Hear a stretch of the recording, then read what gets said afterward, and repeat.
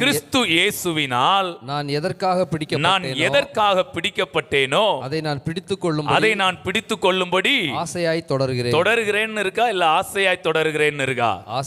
ஆசை துன்பத்துக்கு காரணமா, இல்ல ஆசை அழிவுக்கு காரணமா?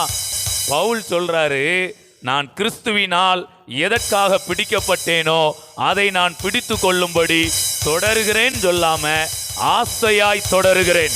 தேவ பிள்ளைகளுக்கு என்ன இருக்கணும்? ஆசை இருக்கணும். எஸ்தரை தேவன் ஒரு அழைப்புல அழைத்திருந்தார். என்ன அழைப்பு? ராட்சஸ்திரியா என்ன பண்ணணும்? அதை பிடித்து கொள்ளும்படிதான் மொர்தெகாய் ஆசையா என்ன பண்றாரு? எஸ்தரை அனுப்பி வைக்கிறார். மாம்ச சிந்தையில பாத்தீங்கன்னா, சரியான புரிந்து கொள்ளுதல் இல்லாம பார்த்தா, மொர்தெகாயும் எஸ்தரும் ஆசைப்படுவது ஏதோ பூமிக்குரிய காரியத்துக்கு ஆசைப்படுற மாதிரி. தேவனுடைய பிள்ளைகளுக்கு இந்த ஆசைலாம் என்ன பண்ணக்கூடாது? எந்த ஆசை இருக்கக்கூடாது? பதவி. கண்டிப்பா பதவி ஆசை இருக்கணும். இப்ப பார்த்தா இவங்களுக்கு பதவி ஆசை தானே. என் பிள்ளை எப்படியா, நான் ராஜஸ்திரியா? நீதிமான்களின் ஆசை நன்மையே. Praise God.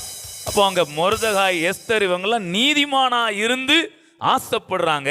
அந்த நீதிமானாய் நீங்கள் இருந்து கொண்டு ஆசைப்படுவது அது தீமைக்கு எதுவாய் இருக்காது, நன்மைக்கு எதுவாய் இருக்கும். நீங்க உயர்ந்து இருந்தீங்கன்னா கண்டிப்பா அதற்கு பின்பாக தேவ சித்தம் நிறைவேறுகிறது.